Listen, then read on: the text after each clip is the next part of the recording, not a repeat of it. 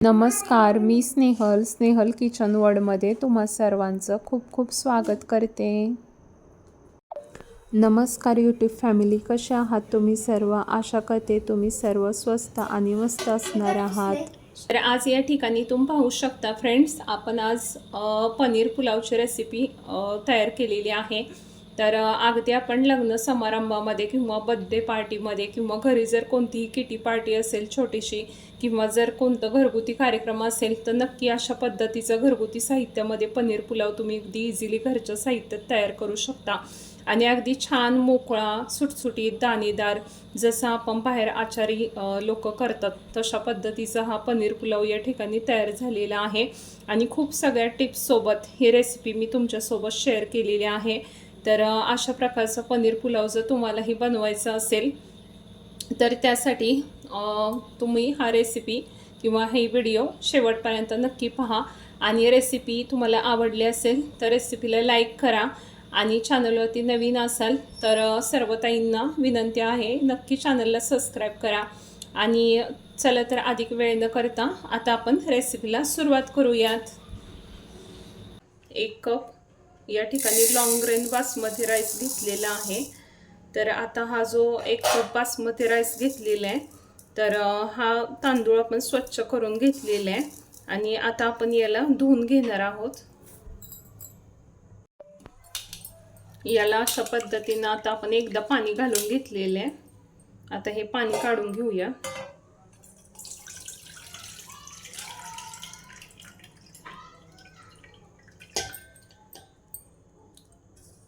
पुन्हा एकदा पाणी घालून धुवून घेऊयात।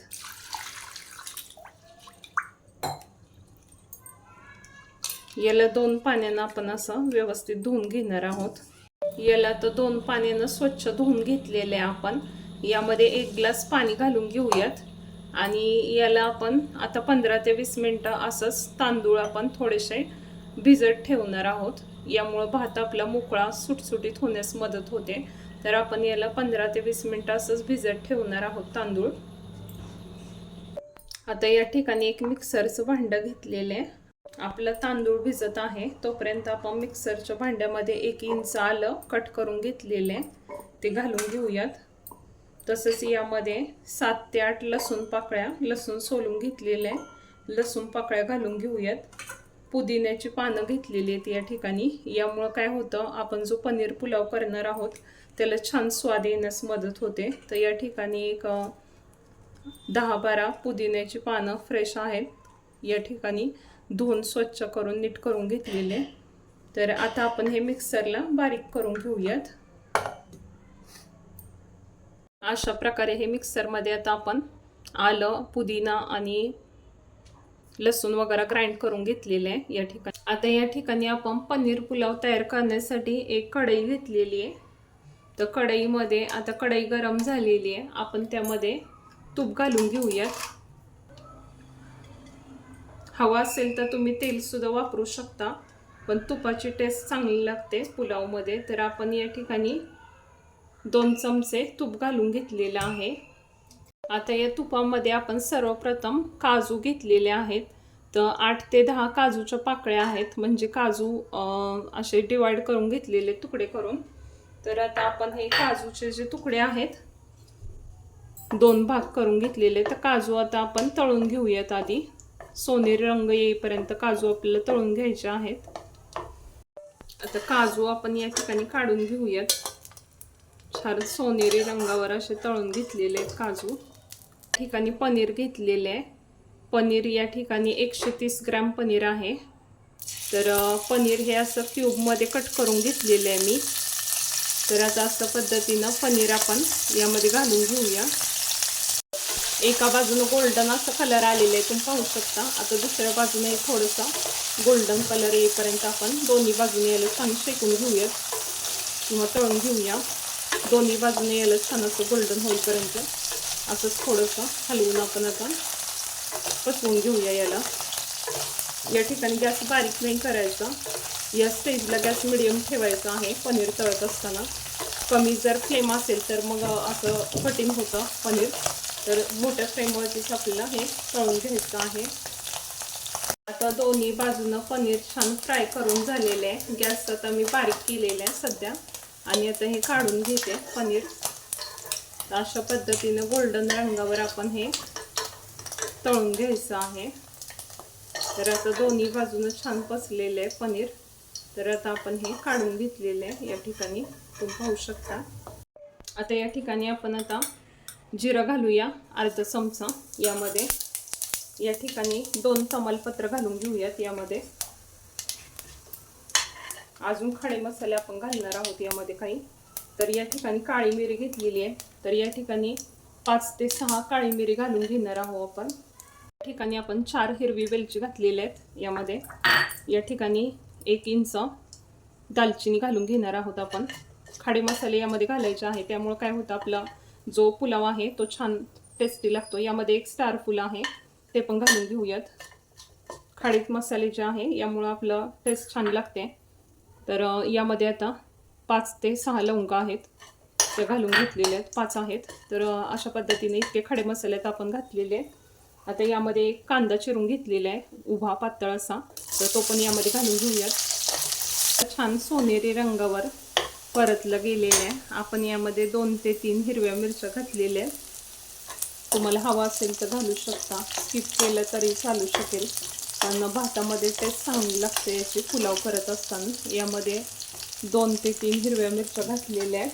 आणि आता आपण जे आलं लसूण आणि पुदिन्याची जे पेस्ट बनवलेली आहे ती पण घालून घेऊयात यामध्ये. 1 इंच आलं आणि 7 ते 8 लसूण पाकळ्या आणि पुदिन्याची पानं अशी पेस्ट बनवली होती, ती आता घालून घेऊयात. ती पण आता इथं घातलेली आहे आपण. याला छान हलवून घेऊयात. मध्ये सुके मसाले घालूयात. अर्धा चमचा गरम मसाला घालणार आहोत. मध्ये अर्धा चमचा काश्मीरी मिरची पावडर जे आहे, लाल तिखट जे असतं ते घातलेलं आहे. इथं अर्धा कप मटार जे आहेत हे सोलून घेतलेले मटार आहेत. जर तुमच्याकडे उपलब्ध नसतील तर फ्रोझन मटार तुम्ही वापरू शकता. इथं अर्धा कप मटार घालून घेतलेले आहे. तसंच या ठिकाणी 1 गाजर कट करून घेतलं होतं, तर गाजर पण घालून घेऊयात यामध्ये.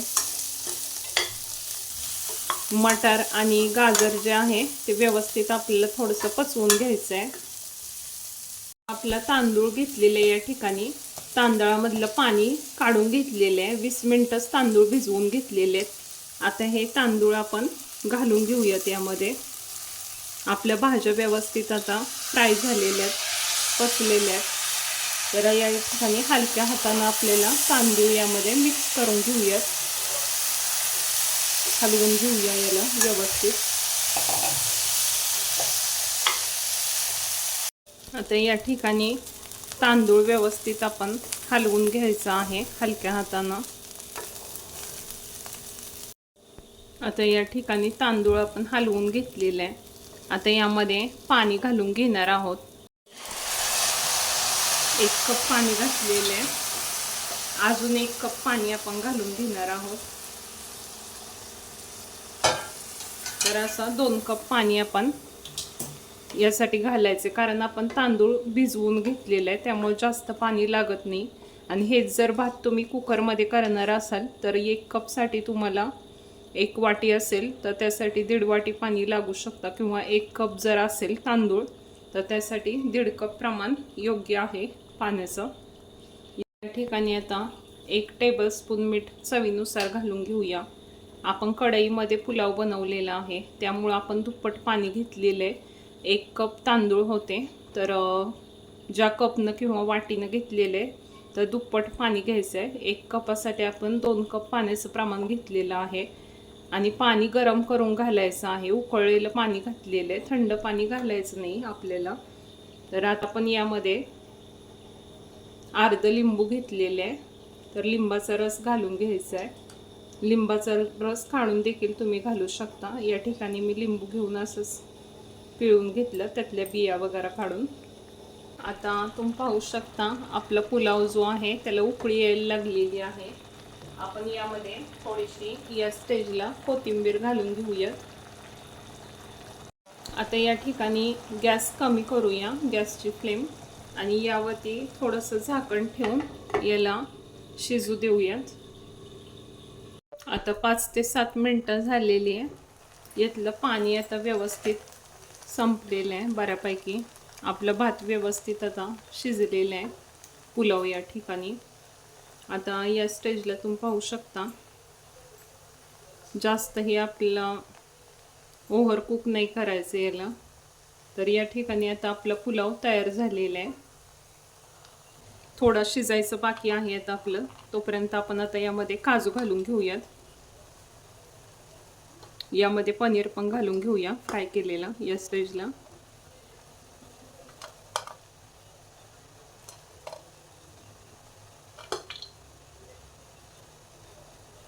यामध्ये घालून आता आपण यामध्ये हे हलक्या हातानं मिक्स करून घेऊयात.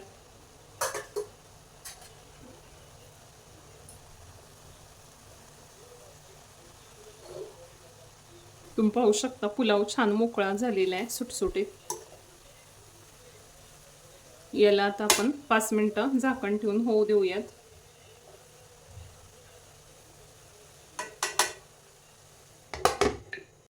या ठिकाणी आता तुम्ही पाहू शकता छान असा सुगंध येत आहे. आपला पनीर पुलाव या ठिकाणी अगदी तयार झालेला आहे. तुम्ही पाहू शकता छान असा दिसत आहे पुलाव. अगदी भाज्याही छान दिसत आहेत. कलर छान आलेला आहे पुलावला. आणि वरती आपण थोडीशी कोथिंबीर घालून घेऊयात. गॅस आता बंद केलेला आहे मी. तर कुकरमध्ये हे जर तुम्ही केलं तर कुकरमध्ये या ठिकाणी 2 शिट्ट्या काढून घ्याव्या लागतील. आणि 1 कपसाठी 1.5 कप पाणी तुम्ही घेऊ शकता तांदूळ भिजवलेला असल्यानं. तर आता या ठिकाणी कोथिंबीर घातलेली आहे आपण. तुम्ही पाहू शकता या ठिकाणी 2 चमचे साजूक तूप घालून घ्यायचं आहे वरून तयार झाल्यानंतर पुलाव. तर तुम्हाला आवडत असेल तर तुम्ही घालू शकता किंवा मग स्किप करू शकता तूप घालायचं. तर आता या ठिकाणी पाहू शकता तुम्ही छान असा आपला पुलाव तयार झालेला आहे. आता आपण सर्व करून पाहूया. पाहू शकता किती अगदी मोकळा सुटसुटीत दाणेदार. अगदी आपण इव्हेंट्समध्ये वगैरे बाहेर खातो रेस्टॉरंटमध्ये वगैरे कार्यक्रममध्ये तशा पद्धतीचं पनीर पुलाव या ठिकाणी तयार झालेला आहे.